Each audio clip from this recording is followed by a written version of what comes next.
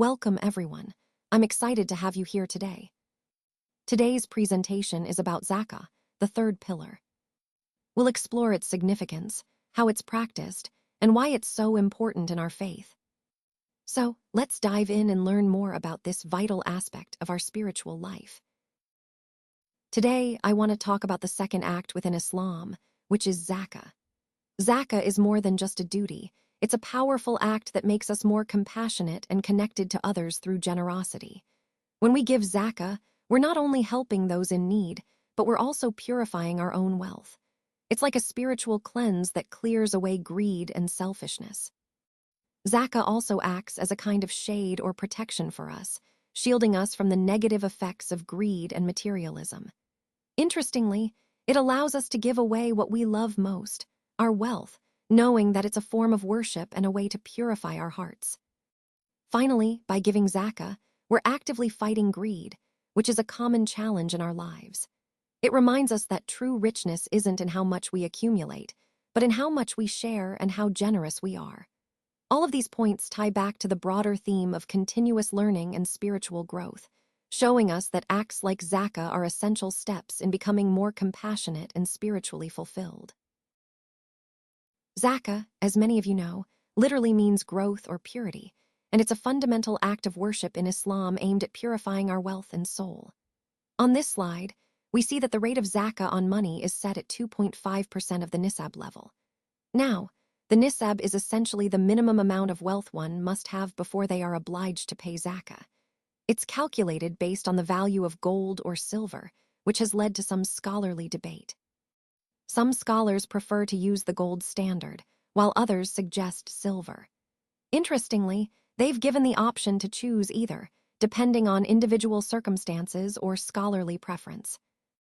To give you a sense of the numbers, 85 grams of gold is valued at around 3,748.5 pounds, while 595 grams of silver is about 238 pounds. The calculation for Zakaah on money is straightforward. You take the value of your wealth, multiply it by 2.5, and then divide by 100. This method ensures that Zakaah is calculated fairly and accurately, based on the current value of gold or silver. Understanding these details helps us grasp the importance of Zakaah as a means of spiritual and social growth. It's about purifying what we have and contributing to the well-being of the community. Let's now look at the different categories of Zakat, which help us understand who the recipients are. First, we have the poor. These are helpless people who are in dire need of financial assistance, especially those affected by unforeseen calamities. They are truly in a difficult situation and rely on Zakat to survive. Next, we have the indigent. These individuals are also in need, but their situation is slightly better. They don't have enough to satisfy their basic needs, so they are still considered poor. Then there are Zakaah officials. These are official agents appointed by the community or government to manage and distribute Zakat. Their salaries can come from the Zakat funds, ensuring that the process is organized and trustworthy. Another important category is winning over hearts. Historically, the Prophet Muhammad, peace be upon him, would sometimes give incentives to those leaning towards Islam, kind of a gentle encouragement to accept the faith. This is also reflected in the practice of sharing spoils of war with non-Muslims who showed inclination toward Islam, which highlights the aim of fostering goodwill and understanding. Finally, we have the category of freeing slaves. When society had slavery or prisoners of war, Zakat could be used to free those individuals. If there are no slaves or captives at the time, this category wouldn't apply, but it's important to remember that Zakat's scope can change if the societal situation changes. All of these categories tie back to the core purpose of Zakat, supporting those in need and fostering a just, compassionate community. Now, let's talk about the different categories of Zakat. First, we have debtors. These are people who are heavily in debt, and there's no way for them to save enough to pay it off. This includes individuals who might be working or even those with physical disabilities that prevent them from earning. The idea here is to help those truly overwhelmed by debt so they can get back on their feet. Next, we have zakat for those in Allah's path. This is a broad category that includes supporting causes like war efforts or efforts to establish order and justice. Many scholars also interpret this to mean funds can be used for dawah activities, like printing religious literature or spreading the message of Islam. It's about using zakat to promote and defend our faith in meaningful ways. Finally, we have travelers. These are people who find themselves stranded because they lack funds or have faced misfortune along their journey. The funds collected can help them return home or even support the establishment of hostels or shelters for travelers.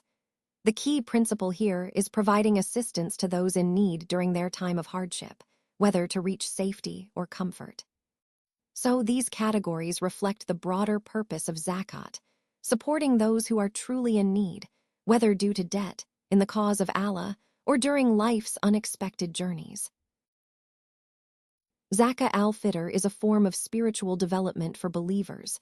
It helps make up for any shortcomings in our fasting caused by bad actions. It is classified as zakah if given before the prayer, or salah, and as sadaqah if given after the salah, according to Abu Dawud.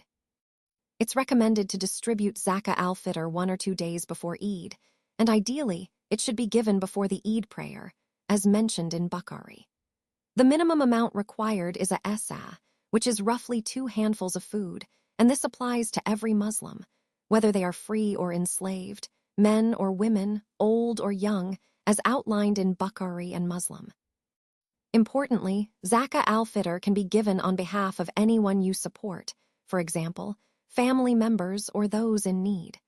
The staple food of the country should be used for distribution, emphasizing the importance of local context. It's generally unacceptable to give money instead of food, according to the majority of scholars, including Ibn Taymiyyah. The focus remains on providing actual food, which is the essence of Zakah al-Fitr. So, in essence, Zakah al-Fitr is an act of charity that purifies our fasts, supports the community, and should be given with the intention to help those in need, adhering to the prescribed guidelines for timing and type of donation. Let's reflect on some powerful teachings about wealth and charity. First, there's a beautiful saying from Muslim. Wealth does not decrease because of charity, and Allah increases his slave in honor when he forgives others. And no one humbles himself before Allah, but Allah will raise him in status. This reminds us that giving and humility are not just acts of kindness, but means to elevate ourselves in the eyes of Allah. When we forgive others and humble ourselves, Allah promises to raise our rank. Next, from Bukhari, there's a simple yet profound message. Save yourself from hellfire even by giving half a date fruit in charity. Sometimes, we might think our charity has to be large to count, but even small acts, like giving half a date, can be a means to protect ourselves from the fire of hell. It emphasizes that sincerity and effort matter more than the size of the gift. Finally, there's a verse from the Quran, 2:27, which highlights the reward for those who spend their wealth in Allah's way, whether secretly or openly, by day or night. Their reward is with Allah, and they need not fear or grieve. This illustrates that consistent charity in all circumstances is a path to Allah's pleasure and ultimate success. Overall, these teachings connect to our broader theme of faith and sincerity in charity, showing that genuine giving, humility, and trust in Allah are what truly matter and lead to spiritual elevation.